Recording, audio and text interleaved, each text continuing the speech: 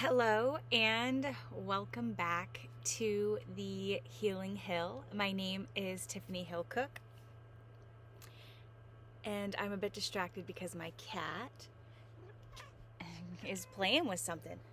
This is Pepper. Say hi, Pepper. All right, so today, episode 7. This is going to be a 4-part series, and what I want to talk about specifically are the elements. Earth, air, wind, fire. No.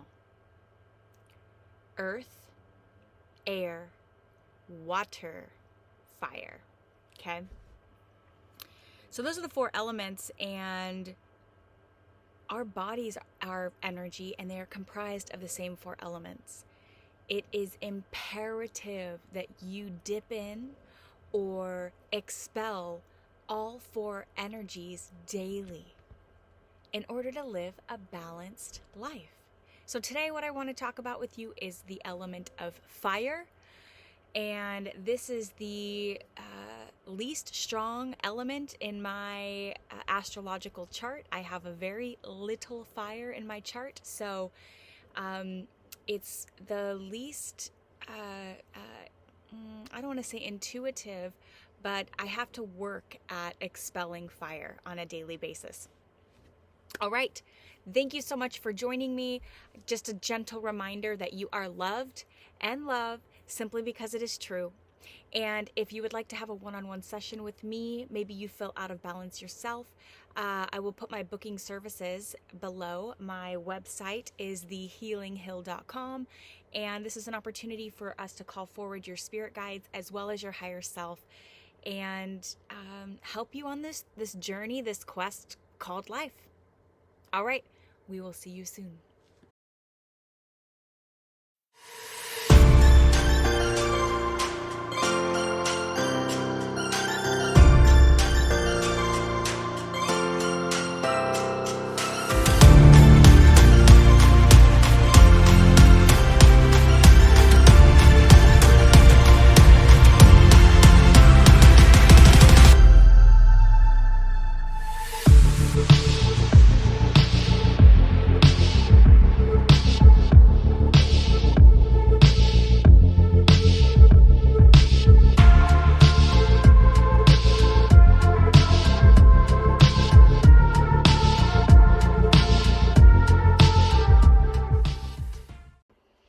Alrighty, hello and welcome to episode 7. I don't know how long I'm going to be saying which episode number they are, but this is what I'm doing right now. So thank you for coming along with me on my journey and inviting me to be a part of yours. A couple of years ago, I had a spiritual awakening, and I learned how important it is to, I don't want to say covet, but be selective around who and what you let into your energy.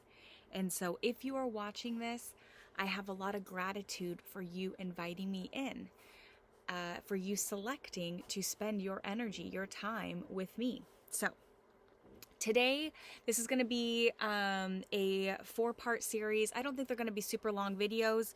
Again, I don't know when I turn on my camera on my laptop.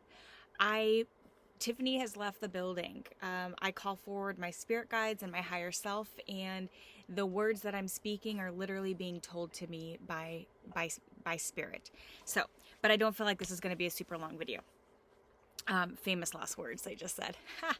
Anyways, so I don't normally make notes. I don't normally do any preparation for these videos. Again, it's all intuitively and divinely led. But I did want to pull up before we get started what the definition of fire is. And this is through Wikipedia.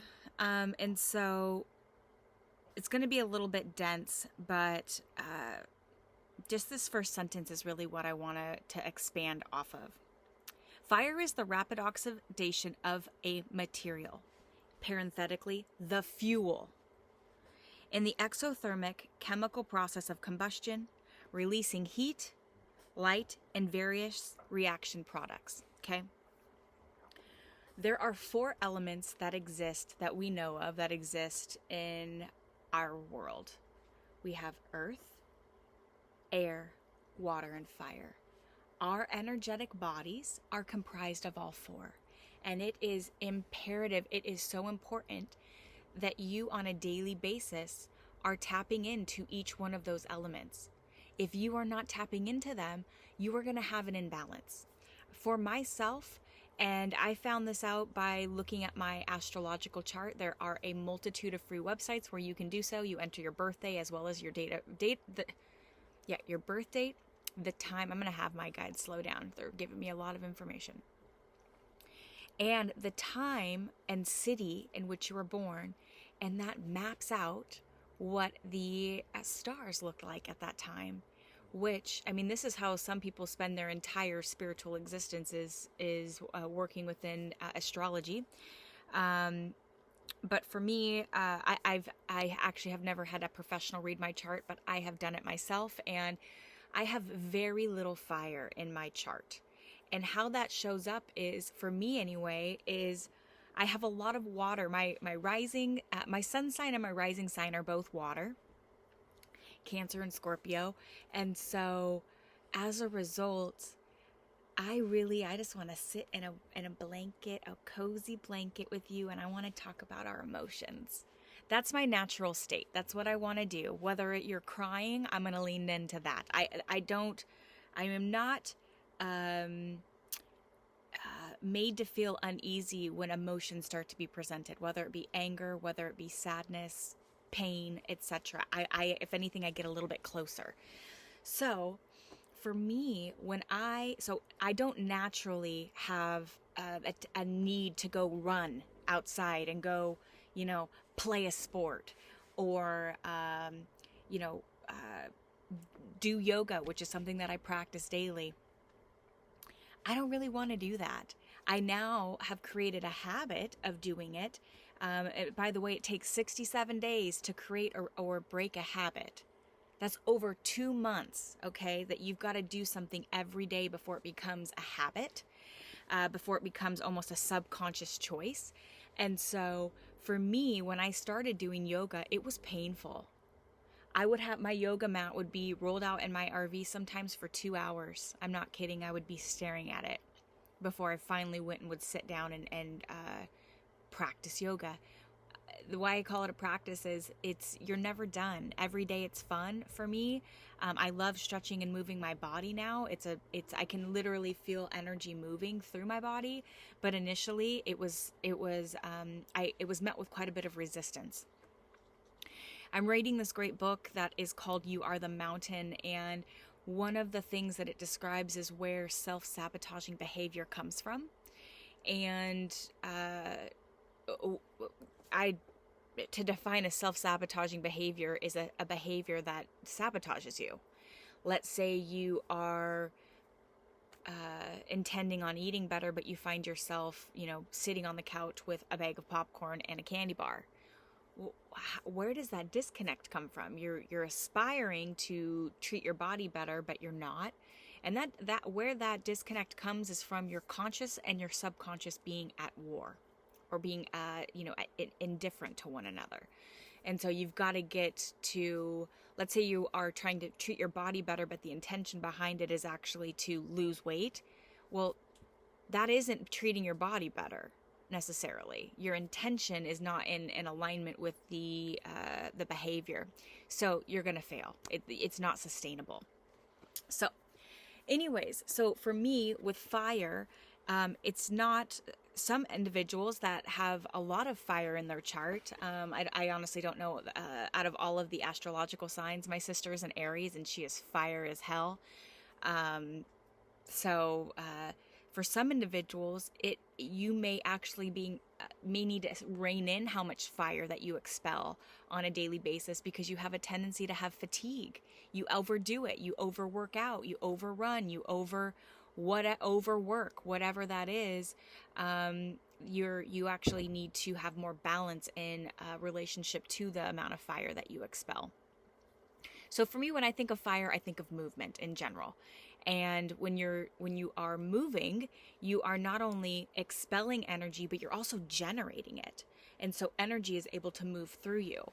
And so for myself, when I don't expel energy, whether it's a walk, whether and it doesn't have to be super long. It could be a 10-minute walk, but you've got to move that body. For me, if I go a couple of days without moving my body, I start to get sick.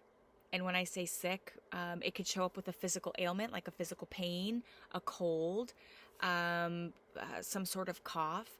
And then if I don't move my body at that point in time, I most likely will end up in a depressive state. That's what happens for me when I do not move my body. Depression is very close to lingering. If I don't move my body for a couple of weeks, I can almost guarantee that I'll have like a month, that it will take me a month to reorient myself, to get that energy back in alignment. Of course, we're capable of doing it, and I may in the future, that may happen again. For me, if I don't move my body, I don't live in a state of woulda, coulda, shouldas. All you and I have is this very moment. Quite literally, this afternoon, not to be morbid, while I'm on the road, I could get hit by a car and die. Nobody knows when they're going to die. And so, all we have is this very moment. Eckhart Tolle wrote a really great book called The Power of Now. And because all we have is right now. So anyways, back onto fire. What I would encourage each of you to do, and this is something that I have done, and I think I'm going to roll out some sort of class. And when I say a class, like there might be a 30-day program that I offer through YouTube that is free. And as a part of that class would be this exercise would be a part of it. But it is important for you to write down the 4 elements. And we're starting with fire today. So, but have the 4 elements written down, and you looking at that every day and going, and I get that we have not gone over water, air, or earth yet. But we're going over fire today. Is have you expelled your fire today? Once you have checked those 4 boxes, I can guarantee you're going to feel really good. And the way that we feel is the greatest compass for our existence in life. And so we are sentient beings. We have the ability to feel. So, so I would encourage you to write down the 4 elements, and specifically with fire, write down a few things associated to movement that you can reference. Maybe you're already doing something where you're moving your body. Wonderful. So just put fire and put that activity next to it. And so every day you're making a commitment to yourself, to your body, to your mind and your soul that you're going to do this. You know, a body in motion tends to stay in motion. When I don't move, I don't want to move. And so it's important that you start to get into a habit that you do this on a daily basis. I just got the thought that it was like, well, I'm too old for that. That's fucking bullshit, and that is yourself. That's your ego already trying to make up an excuse as to why this won't work for you. If you're in a wheelchair and you are, paraplegic, you can still move your arms. You can still get in a wheelchair. I have seen individuals on a dance floor in a wheelchair, okay? It's a movement of energy. That's what we're talking about here. And one of the most powerful processes that we have, let's say you're quadriplegic. Let's say that right now you were sitting in a hospital bed, and this is the message that you're getting at this moment in time. One of the most powerful processes that we have is the power of visualization. You can visualize yourself moving, and it actually has the same effect on your cellular body as it does the moving. And that's science. So, how do you move your body every day? For myself, I love to walk. It is such a grounding and primal experience for me. When I'm walking, all thoughts go away, and I'm with me and my dog, and we're walking, step in step, stride in stride. It's like my natural state. So walking, I do yoga, not super long. I do a 15, maybe 20-minute yoga practice in the morning. But when I don't do it, I feel like I can, instead of being open like this, I can already start to feel myself getting, becoming more of a ball. So, and the last thing that I love to do, and this is not choreographed, I just turn on music and I dance. I move my body, I gyrate my hips, whatever, like I can even move. When you start to listen to your body and you start to be in tune with your body, you'll start to realize that, like right now, there's a lot of energy in my hands that I can feel. You'll know what your body needs, or what energy is a little stagnant. So, how do you move your body? Would you be willing to commit 67 days to yourself, writing down the 4 elements? And I'm going to go over an element a day. So I'm not sure what we're going to do tomorrow. I think we'll probably save water for the very end, because that's my yummy emotional side, is water. But that can show up in our lives as like physically, going for a swim or taking a shower or taking a bath. But would you be open to committing to 67 days and tapping into each one of them on a daily basis for 10-15 minutes each? That's an hour total out of our 24-hour day. I can guarantee if you did 1 hour less of scrolling on your phone or watching of TV, this trade-off would have innumerable consequences. The way that you would feel, you can't, until you know what true bliss feels like, it's hard to comprehend it. But when you are in alignment and you are in balance, and your body and your mind and your soul are working together, chef's kiss. All right, before I close out, I want you to know that you can do this. You are capable of this. You may feel like your body is too far gone, or that you don't have enough time, or here's another one, that I don't have enough space to work out. I'm not saying you have to work out. I'm saying that you've got to move your body in a way that energy can flow freely in and out of it. So whenever you make an excuse, the only thing that's holding you back is yourself. The only thing that's in your way is yourself. So honor yourself. It would be 67 days. That's not that long. And 67 days for most of us is going to come and go. Okay? So either you're going to be striving to evolve towards a better version of yourself, or you're either evolving or you're devolving. There's no middle ground. You either grow or you shrink on a daily basis. That's energy, okay? So, I love you. Thank you for spending this time with me. You are fire. Quite literally, you are fire. Go out and expel some so that you can generate some more and get some energy moving.